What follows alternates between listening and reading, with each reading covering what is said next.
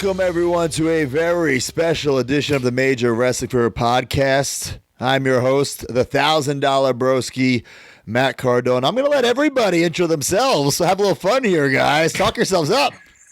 Wow.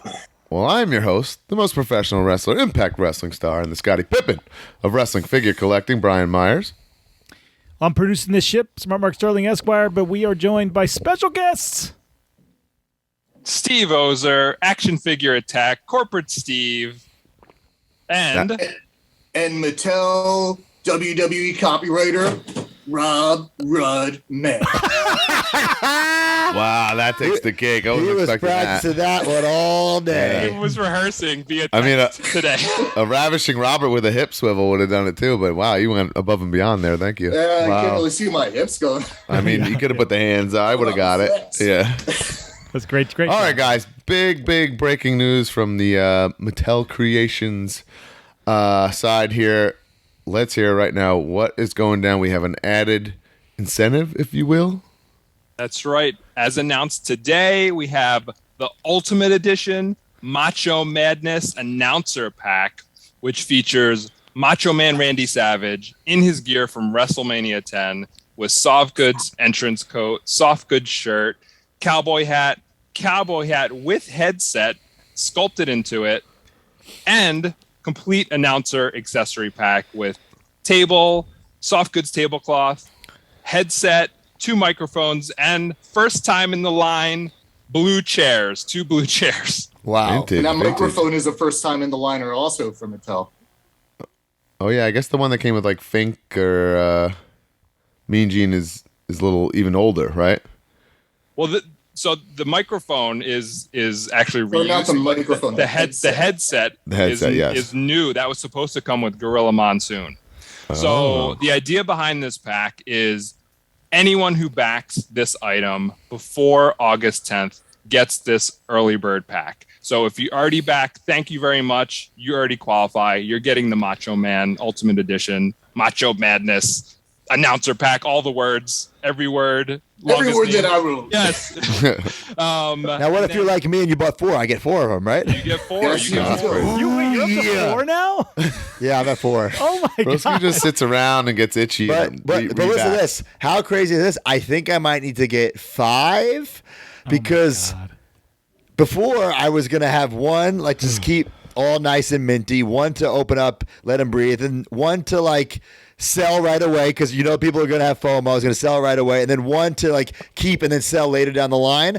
But now I think I need another one because listen, I'm a Macho Mark. I consider those 2 different figures. Like I consider announcer Macho like at the table, and then I was at WrestleMania 10, so I consider that WrestleMania 10 Macho. So I need 2 on display. Oh my god! Which means I need another ring to play with. Yeah, Well, he's got to commentate his own match, right? Wow. And Well, just the beautiful thing is we just got the elites of Gorilla and Vince and Yeah, I guess, like right. everyone who was beside him. So you can really just have that side-by-side ring announcing team and have it make and sense. to clarify, the figures that come, with the Mattel Creations order, they're all mint on card.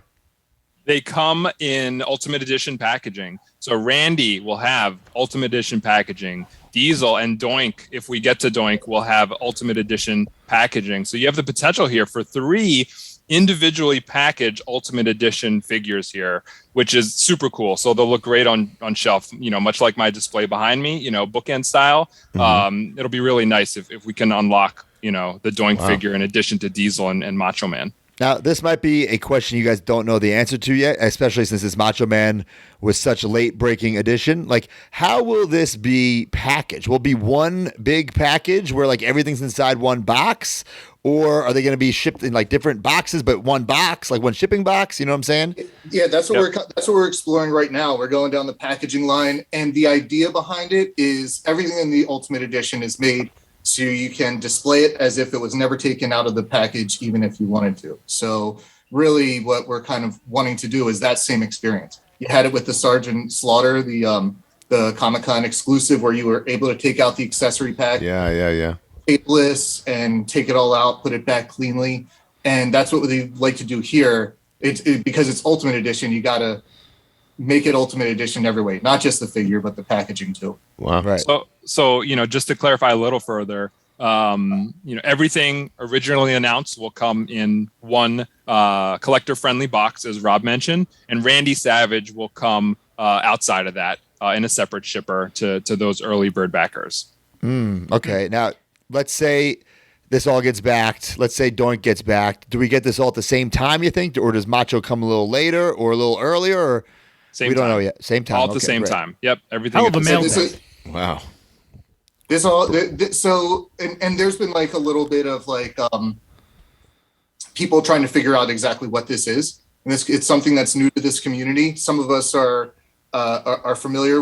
more familiar. Yeah, I was gonna say let's take it from the top. Let's go through the whole damn shebang. What you're gonna get if you back this Mattel Creations product? I think one thing we should all the stress, deets that you got, put it out there. Put the information out there for everybody. one thing we should stress is, guys, like for $250, like this is not like you're not donating to something. Like you're getting a product. I think some people are like afraid, like I'm been gonna some wild I'm gonna assumptions, put this yes. money down and then maybe I'll get some, maybe I won't. No. If this, first of all, let's not even think negatively that it won't get backed. But if it doesn't, you'll get your money back. And now we've even changed that, right, Steve? Yeah. So now you'll have a pending charge on your account, much like pre-orders at any major retailer when you pre-order an item months ahead of time. And really, that's what this is. It's a pre-order, right? You're pre-ordering this item. We just need to make sure we have enough pre-orders to go forward with production. And you see this method a lot throughout a bunch of different companies, kind of like a built-to-order model. But from a production standpoint, you have to hit your minimum order quantity. And for us, for this particular item, that minimum order quantity is 5,000 units. Yeah, because as a company, you're taking a huge risk, and this takes that out of the equation, correct? That's basically the business model. Yeah, so there's a huge tooling investment for items like this. The ring has a lot of tooling, and really, the majority of the tooling is going to that large neon entrance. And the larger the tool, the more expensive. And you guys know about this because you're doing your own action figures and you're working with various companies. And the tooling thing, it can get really insane, especially the larger you go. So, it's really taking the risk out from a tooling factor. And another aspect, an angle to think of this is, the consumer now is kind of taking the place of the traditional retailer, right? Because when we develop items, it's with the buy-in or the backing of those retailers saying, we're interested, we want this, right? If we have a kid's ring with some action gimmicks in it, it's like we make a prototype and some assets and videos and photos, and we show it off to them and say, hey, do you guys want to carry this? Are you interested? And they'll look at it and they'll be like, okay, yeah, sign us up for X amount of units, and then we're like, okay, it's safe for us to make this happen. That's why sometimes you have those accounts that have like unreleased wrestling figures and whatnot, because those are the things that are shown, and maybe there wasn't enough retailer interest to actually go forward into production with those items. The other thing that I think that I'm not sure is really hitting is this is all the product of a post Toys R Us. Right. I was gonna say especially without a main place for things to land like this, like Toys R Us. Yeah. Like with this, could you see this item on a Target or Walmart shelves? No way. It's way too massive. Maybe Toys R Us if it's still around. But right. Toys R Us used to be a place to go where you would get like those massive play sets that would cost a few $100s. And while it might not have been, I think this is even better, because if you go to Toys R Us with a $250 item, you have to figure out, okay, who are the moms who are buying it? Who, we need to appeal to kids if we're going to make it that. Are there that many people out there who want to spend this type of money for this sort of collector product? And this way, it is directed specifically at the people who can get something that they would have never been able to get at a major retailer. yeah. So It is. Go ahead, Steve. It is like a pure collector offering, without having to have anything stripped out for the sake of retail concessions, right? Like you have to make the box fit on shelf at retail, so you might have to shrink something, or as Rob said, you might have to have some elements that cater to kids. Like this is straight up as it should be. The ring and the entrance are to scale, and they work as they should work. And there's even more details. The ring itself is insanely detailed. So those are the benefits of doing something like this. Is like you can really make the product come out as it was initially intended. So we talked about this on the podcast last week. We had a very in-depth conversation, and we also kind of talked about this whole project with our major marks, really the people that listen to us. We asked them what they thought. And I brought up on the podcast the two main concerns from our fans were, one, the pay up front, which you've fixed, and two, the value of $250, which in my opinion you've fixed, because now we kind of did the math. We're like, okay, $100 in the ring, $60 for the $30 for the one figure. We were like, it might not add up to $250, but now two figures, an announcing booth, an entrance, $100 ring. That's what you automatically get. Oh, and if it nails that doink, now you're killing the value in my opinion. So yeah, I think absolutely. We've been paying attention. We've been listening. We've been participating. Right. We've really been checking out people's feedback. I've seen stuff about the figure, like you said. I've seen stuff about there should have been more to this arena. And with the Macho Madness thing, you're getting a little bit of both. Yeah. Getting a new figure that makes sense for the time, and you're getting the arena, or sorry, the announcer's desk with some stuff that you've never had before. So I do want to talk a little bit more in depth about this and how we got here, and I'm going to be completely transparent with you guys. And as Rob said, we did hear this feedback, and we knew there was some risk with the price point, but truly that $250 price point is what we had to go with to make this a profitable item, right? So you might ask yourself now, how did we add Macho Man? So, with these campaigns, with these, crowdfunded style campaigns, of course, there's a marketing budget involved where you're going to do social ads and, various marketing initiatives. To give you guys more value, we actually carved some of that marketing budget out. And that is what is paying for the Macho Man, right? That $250 for the diesel and the entrance stage and the ring, that is a true reflection. For this item to not be in the red, that's what we have to make it be. But, for the sake of giving you guys the value that you want, we're pushing aside some of that marketing spend and giving that directly to you guys. That's the marketing, giving you something super cool, plussing it up with you guys, because we know everyone listening and everyone on social media is already spreading the word on this item and talking about it. So it's now it's you're actually really getting something for that. And hopefully, this is a loved item. I know Macho Man WrestleMania 10 is something I've wanted. I can't wait to talk about this more publicly and for people to see this figure. And hopefully you guys feel the same way and share the love.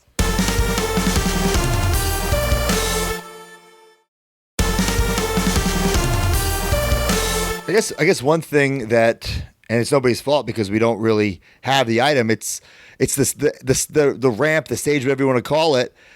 Explain to us why. And I see this thing and I can tell like you said, the bigger it is, the more expensive the tooling is going to be. But I think people are seeing this how could this possibly be $100 item? Can you explain why it is so high quality? Yeah. I mean, for one, it's massive, right? So the tool needed for it is huge and expensive. For two, to get the proper lighting effects, there are tons of LED lights built inside of it, with a ton of different functionality to get various lighting effects that you used to see back in the day on programming, and I think some new ones that were created specifically for the item.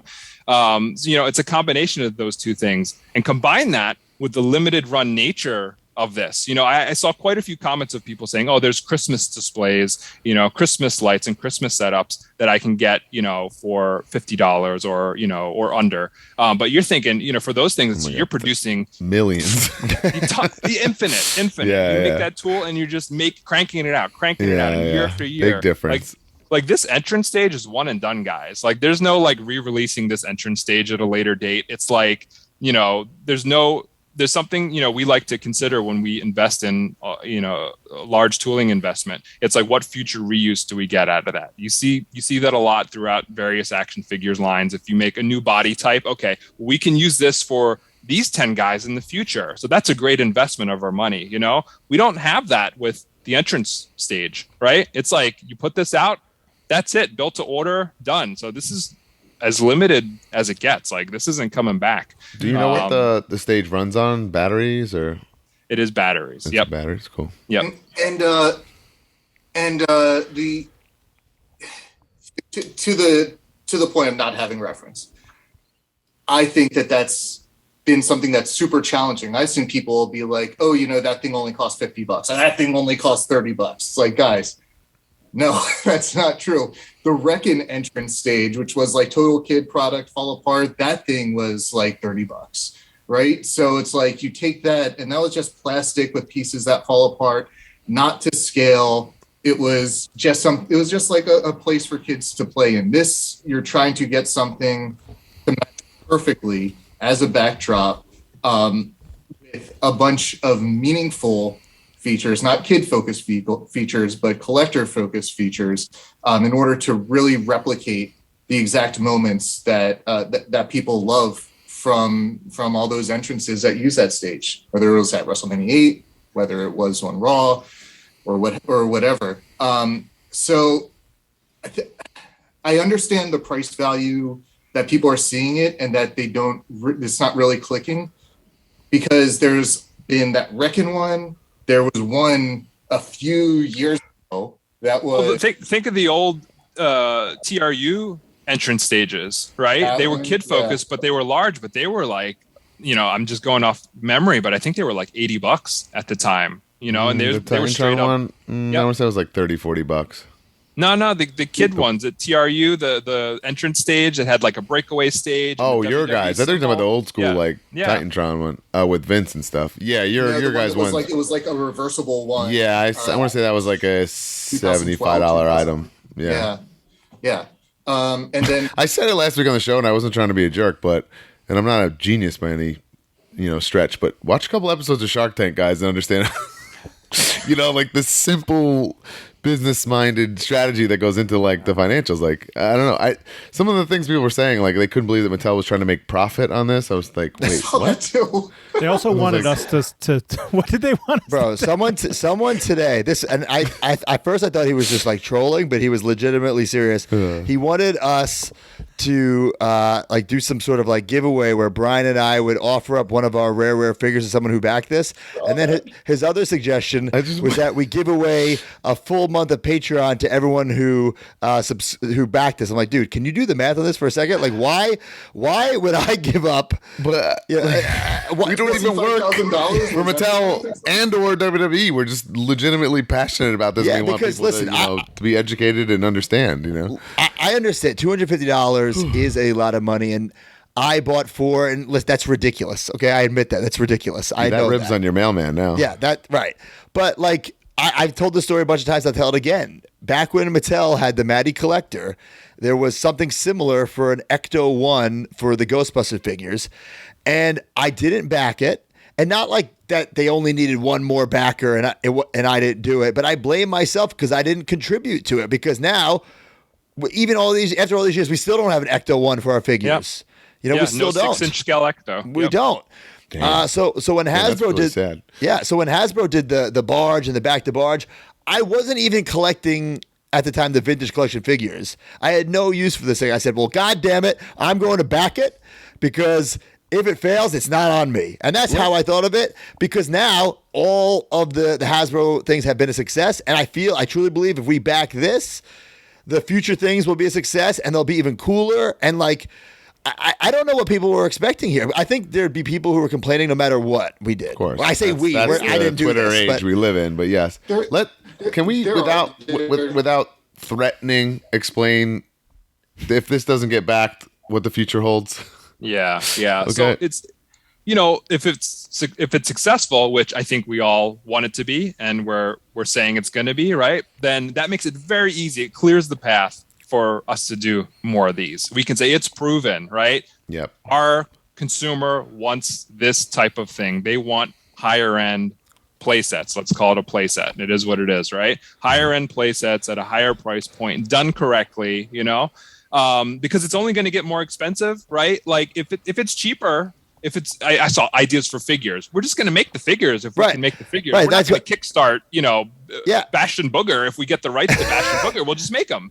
So if it's something that's, $100, $200, $300, that's when you're going into the realm of having to do some sort of crowdfunding execution for it. So if this happens, that clears the path saying, yes, it's clear. These consumers want this. They'll support it. Let's put our time, effort, resources, because it's money spent now being up, we put up front to produce those videos and do photo shoots. That it's not free. Our time, my time, years of work, years of salary put into like making this happen. Bill McKenna's work, Rob, helping, MVP of things like this. It's like so many people, coming together and doing this. It's like there's a lot of money sunk into these things even before we get to the massive tooling expenditure. So clear path if it's successful.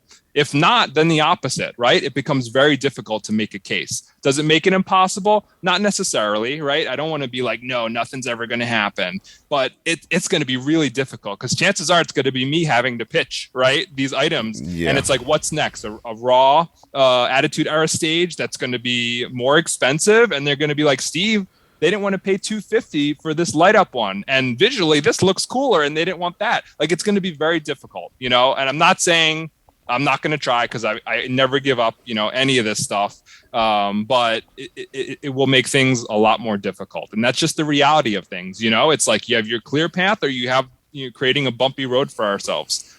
And I'm glad you brought that up. I'm glad you brought that up with the raw Titantron. If we would have done it, I keep saying we, but I feel like we're a one figure community. But if you guys would have made, a 97, 98 raw ring with a Titantron, this would have been $400, $500, $600. Yeah. Think of the size of the stage alone. And there would have been people complaining that we didn't do the new generation. That we didn't lead off with that, right? So there's going to be like naysayers. There's also like it's interesting because people in our community will they'll find a rare chase figure that'll be the same quantity that we're trying to look for this entire thing, and they'll pay upwards of $250, and sometimes even like $1,000 for something that rare that they find on shelf. And this is something they can get directly. If you remember the Matty collector, I was just going to say that stuff's skyrocketed right now. The rockers, all those tag team packs, Bundy, don't you wish you could have on time and been like, man, I wish I would have gotten in on those Legends packs back then. And this is us taking that next step forward with that. And we don't want to see history repeat itself with that. We understand that, people have feedback and people have information, people have thoughts on what they would love. And all that is great. All of the constructive feedback is fantastic. You're not going to please everyone all the time. But I really, really feel like what Mark was saying earlier.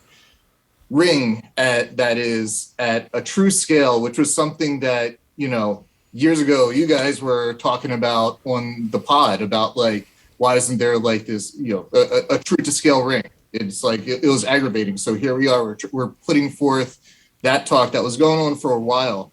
The new generation entrance stage. We've told the story. I heard you guys talking about the stories of us at Access, which is true.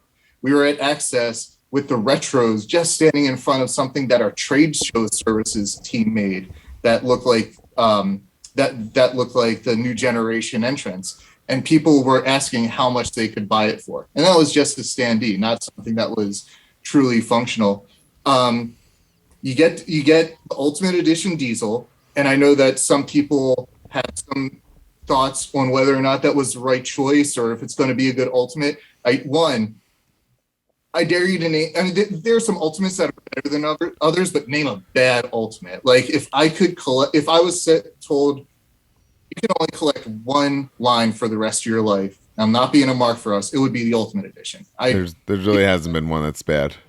And I feel like dollar to value, it's the best action figure that's out there. I truly feel that.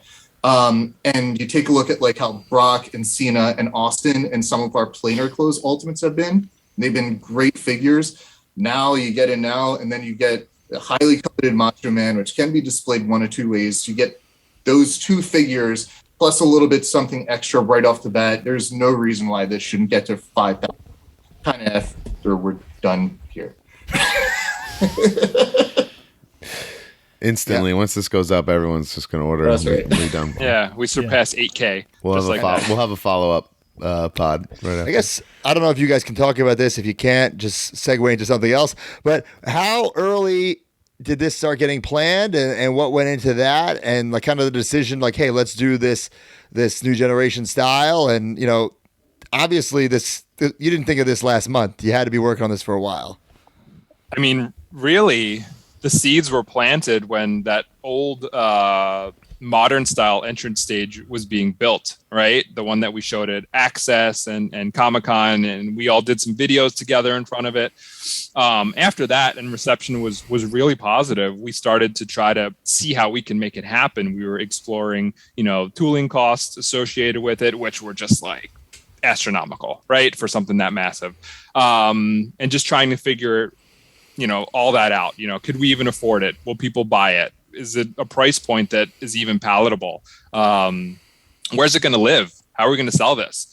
Fortunately, at the same time, things were in motion for Mattel Creations, so as Mattel Creations was developed and the strategy was fully fleshed out to, kind of what you're seeing happening now with broader brands and more traditional collector friendly items being offered, these two things kind of finally merged together. As far as getting from that old, entrance stage that was based on a modern stage to this, it was really just trying to find something that we could offer out of the gate that was affordable, right? Because, it's a test. That's what crowdfunding things are, to test the waters to see if there's an appetite for something like this. So we wanted to have a more palatable price point, and we wanted to get something that's truly iconic. Because one of the things is you think about modern stages and they come and go so quickly, right? If we were to get working on the stage that's used on Raw and SmackDown now, it might not even come out by the time they change stages, be a right? Foolish decision. You need to make something timeless. Yeah. Right. So we had to go back in time, and to me and to some on the team, this neon stage, like, it represents a time like towards the tail end of the golden era. So you've got Hogan and Ric Flair and Randy Savage making their entrances through this, because it launched at WrestleMania 8, right? That's when it made its first debut. And that's another thing. With those aprons, you could do a WrestleMania 8. So it's not just new generation, Big Daddy Cool Diesel. You could do Mania 8. You can have Hogan coming out, Flair, Warrior. They all came through it. It's not just like 1, 2, 3 Kid and Razor and Doink. It's like anybody who's anybody in the business, Shawn Michaels, like, boy, they all came through it. Right. So I think it's like, to me, it's kind of perfectly broadly appealing, because if you were a Golden Age fan, you probably have memories of this. If you're a new gen fan, of course you have memories of this. If you're a modern fan and play the video games, it's featured in all the 2K games, right? So it's ever present. And I mean, some of the moments in front of this stage, like I vividly remember, and this clip is used all the time. And I think in his Titantron video, Hulk Hogan coming out and putting his hands on his hips and looking out, around the Hoosier Dome with that entrance stage behind him. Yeah, I'm looking at pictures right now. Like, I don't think the initial fan response really took that into account. Like, it was around for a lot longer than you think. Yeah, I think they saw the name New Generation, and their brains just immediately went to, Shawn, Razor Diesel, Hunter Hearst Helmsley, etc. But I mean, everyone remembers it, right? There's no doubt about it. It's iconic. Everyone remembers it. It is beloved to, I would say, a large portion of WWE viewers. Then the ring, like, talk about something that's long requested. Rob talked about it. Everyone's wanted a properly scaled ring for the longest time, and Mattel hasn't done a classic ring in scale ever. Actually, ever. We did. Ever. Yeah, we did in year 1 or 2. We had our elite scale ring. And then a few years later, we had the main event rings, Raw and SmackDown, and that was it for us. So it's like Mattel has only done really 3 scale rings, and with this one, it's finally been perfected. And also easily for people out there, easily customized. You have the skeleton of a real scale ring, and some turnbuckle changes and some ring skirt changes, and you can basically be whatever event you want. Absolutely. That's something that goes along the opposite of what you said about the stage, that once that tooling's done, if you're a fan, you can get an attitude real scale. I mean, like you can just keep going on and on and on to be used, interesting. in a fun way. Yeah, we can invest our money into bigger additions to the arena, right? And or different eras, and just provide the ring skirts. The era, right? You do an Attitude Era one, you do Attitude Era Raw ring skirt or something like that. You don't need the whole ring; you already got it. Can you take us through the decision to make like how you got to where you used real wood-looking pieces and things like that? Well, I mean, I think Bill's eyes lit up when he started exploring this, because it's like, how do you make it better, right? It's like, how do you add more playability? How do you add more, make it more palatable for photography, the whole 9 yards. And it's like, he was just like, I want to do this just like you would build a real ring, right? So it's like that wooden sculpted detail under the mat, and the framework being super ultra detailed. So if you want to do an amazing set of photos of a hardcore match with your Terry Funk figure, and he's wild and pulls Bill just wants to play with his Gargano and Ciampa figures. That's what I was going to say. Yeah, do the DDT. Come on, man. Who are you kidding? He already made some custom NXT ring aprons. Yeah, he's ready to have that NXT ring on the way. A 1 of 1. Can you confirm or deny that Bill sweat all over the entrance stage and the prototype has been short-circuited? That's why I don't have it with me today, actually. That's why, So we okay. don't have any videos. I thought so. Okay. Makes sense. I mean, listen, we're trying our best to get this to happen, and I understand like it's a lot of money, but you got to think like I don't want to say you should buy something if you're not super passionate about it, but you could flip this because there's no doubt if this gets backed that you'll be able to flip it to make money. Yeah, that's like if you have the money to spend, it's for sure not disappearing, and you can get, I think, worst case, you make money on it if you don't want it, but I'm not going to go down this road. I know I don't want to bully people into this. I just think just want people to don't be short-sighted about it is all I'm trying to say, I guess. I will say 3 carded Ultimate Edition figures potentially, right? Like, and limited, take not that. Limited, yeah. Take, you're not going to get that with what you guys said and let your imaginations run wild. And now we're there.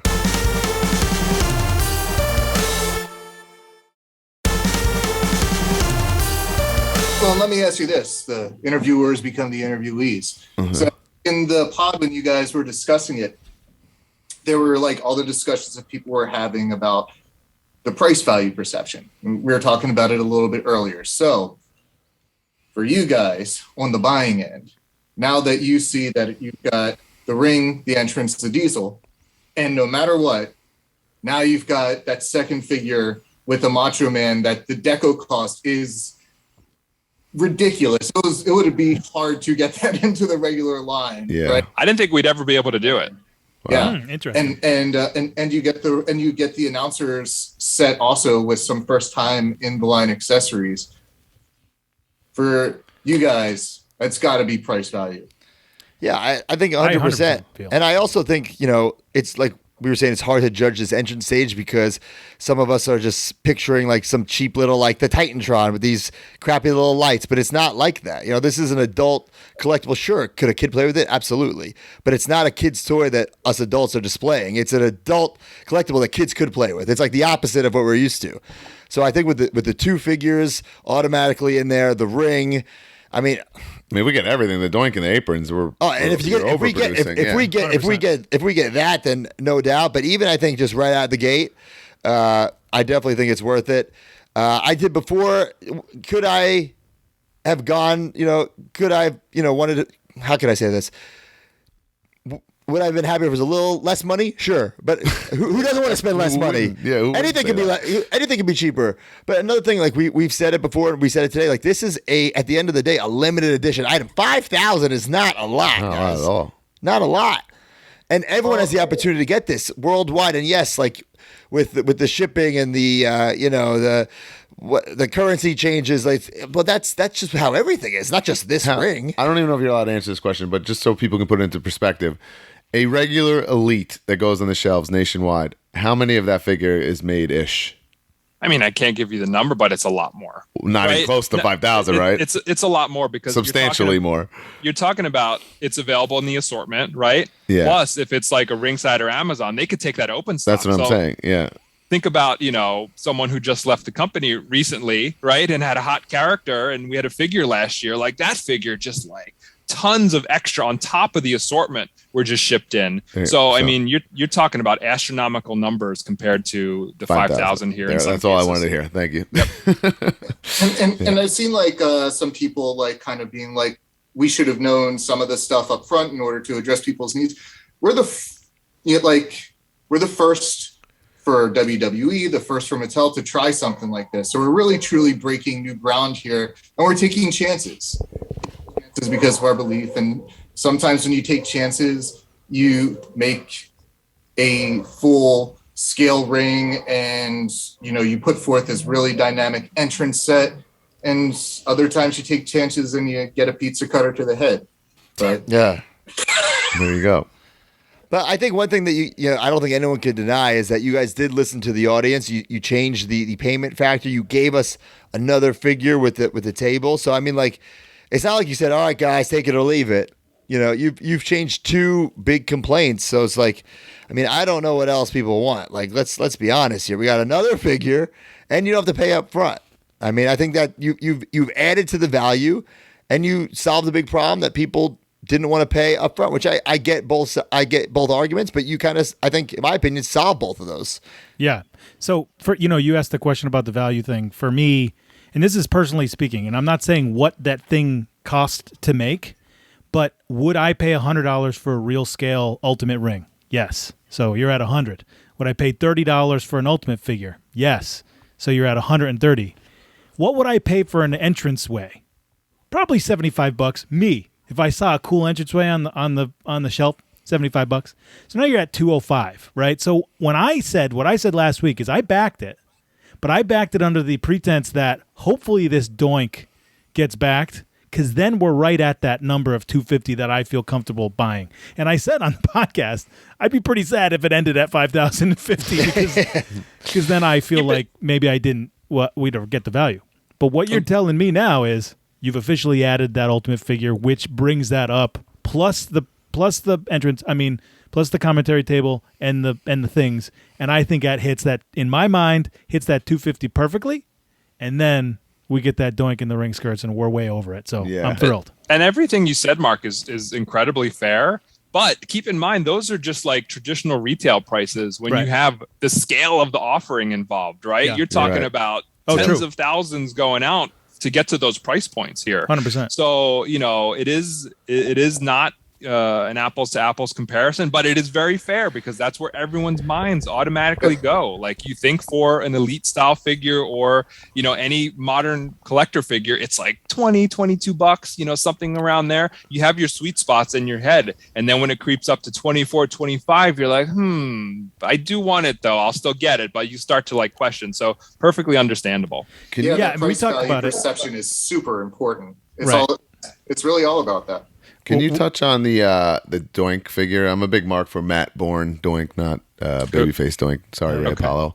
But and maybe kind of something that we talked about offline, that the Ultimates line has been top legend guys, and Doink is great and all, but he's not exactly that. In my heart, he is. Well, Matt Bourne Doink, which was only around for weeks, but. He holds a special place. But can you explain that decision making and the importance of trying to get this out in this way? Well, I mean, first of all, the character, especially the early iteration of him, lends itself to an Ultimate figure with the facial expressions and whatnot. So when we did come up with the idea, it was like, oh my God, we could do like that.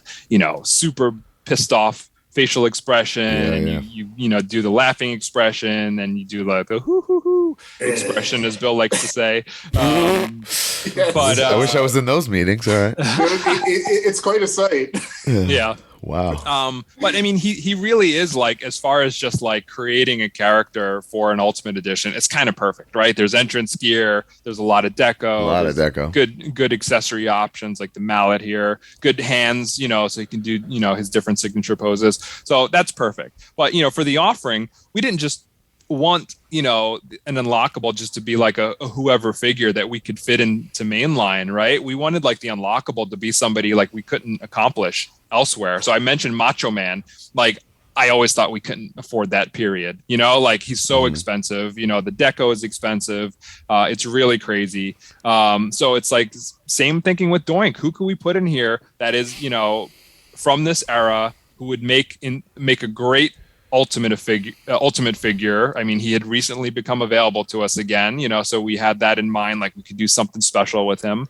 I thought it was perfect. Like, you look at other crowdfunding executions and the characters, are like maybe characters who wouldn't work well in mainline or even as exclusives. And I think, Doink fit that bill here. Like, he's not going to come as a regular ultimate, if this doesn't happen. Everyone who is waiting for Doink to be released separately. Yeah. Like you were saying, Brian, you take a look at it's like Triple H, Austin, Rock, Cena, Brock. Doink. Doink would rank somewhere. It's like, I love the Shinsuke Ultimate, but it would rank like scale-wise below the. Man, I don't know. I like the. Him being in there, there's a chance that there could be a Hawkins and Ryder Ultimate then if Doink's in there. Legends deals. Please. And what if this gets bought in, then when we're dealing with future offerings, our minds are going to go to, and I'm sure that people are going to have ideas of what other weird secondary, tertiary characters can they put in for an unlockable in order for us to get something that we would never be able to get any way else. If we had Duke the Dumpster Drozy, who knows? It could have been. Wow. Think of all those options. So as of this recording, we're at just slightly over 20% funded. So, and we have about 2 weeks left, guys. So I think it's definitely doable. I mean, think about it. We could really do this in one day if we all did it. I think the Macho should excite people. He's got a special mega fan base, and I think might turn the tide here, and that's what I'm really hoping for. Yeah, I think my prediction is we're going to get it by that August 10th day. At least the first one. 22nd, August 22nd is the. Well, the 10th is the early bird cut. Oh, right. Oh, I totally forgot about that. So it's like you can't twiddle your thumbs. You got to get in there, baby. Yeah. All right, guys. So on Macho Man. So before we get out of here, give us the elevator pitch, both of you. Mattel Creations. Okay, go to MattelCreations.com to back or unlock the arena for the Ultimate Edition New Generation Arena featuring the Ultimate Edition ring, 2 scale. That has never been done 2 scale before. The New Generation entrance stage with more LEDs and multiple programming functions in order to activate the entrances of your Ultimate Edition figures. The Ultimate Edition Diesel, which will no doubt be in the line of quality as all of our other Ultimate Edition figures with the multiple heads and the entrance gear. Butterfly joints. Like, this isn't just like, oh, look at this Elite Diesel that I bought. Guys, it's Ultimate Edition. We've proven Ultimate Edition is a superior figure than just about anything else out there. The Macho Man Ultimate Edition, WrestleMania 8 / announcer in the Macho Man. 10. Sorry, I was mixing up. He beats Kona Crush or Evil Crush. Come on. He beats Evil Crush. He ties him up. Tied him up backstage. I was mixing it up with the entrance stage. WrestleMania 8 entrance stage, WrestleMania 10 Macho. In the Macho Madness announcers pack, which also comes with the New Generation announcers table, first time blue folding chairs, first time Mattel headset to put down the co-commentator with Macho Man, 2 classic microphones, the cloth, the monitors, all oh my God. priced before as $250. From now, everyone who had previously ordered, you're getting it until August 10th. Wow. early bird exclusive. And that means that if, say, 3,000 people order it and then 5,000 gets backed at the very end due to that last hump, then those 3,000 people are getting that Macho Man. Think about the rarity that Oh you're my getting. god! There. Oh my God. You just Lock it. Do you it. just broskied me. I feel like I have to get another one now. Oh, you I gotta get two. was not in that mindset at all. Damn it! I gotta get a fifth. No, but think about it. Listen, one just keep forever, just sealed, right? Because this is gonna be if this gets backed, I'm gonna say when it gets backed, it's gonna be like one of those. It's gonna be like a Hasbro mail away. You know what I'm saying? Like Could be potentially. then I need one to one to keep and never touch. One to open up and display, play with, whatever. One to flip right away to the suckers who didn't buy it. One to keep and sell in 5-10 years. And now I need another one to open up to have the Macho at the table, and then I'll sell the ring and I'll sell the state. You know. And that Hasbro mail away is such a great point before we wrap up, because we've been hearing it. When can Mattel do something like the old mail aways? And it's this is the modern day version of that. We're trying to tick all those boxes that people are talking about. So, Bro, I want to cut UPCs off the back of my Elites and mail them in for something. Come on. Oh, attitude points. Yeah, attitude points. That went to nothing. All right. No, you guys. That's just the 5K. Going Yeah. to Clown at 7K. 2 extra ring skirts, WrestleMania ring skirts, and in your house ring skirts at 8K. That is within the realm of possibility. I think there are 8,000 WWE collectors. There who would has want this to item. 100%. Way more listen to just this show alone. So think about it that way. It's interesting because I think that just kind of doing the little twist that we had done and the communication that we had done, just the fact that I think that we're really trying to show people we're listening. We're right there. We're reading your feedback. We're hearing it. I think I read that as people appreciating that we're doing that. And we appreciate all the people who are buying in to whether it's this, whether it's the Elite line. If you bought into the Elite line and you haven't bought into this, then buy into this. What are you doing? But yeah, I'd like to think that goodwill goes a long way, and we're really trying to do right by you guys out there. We really are. Love it. All right. I'm excited. Sweet. And last thing, you guys need to fire Sam Roberts from the Elite Squad. Thanks for having me. Thank you.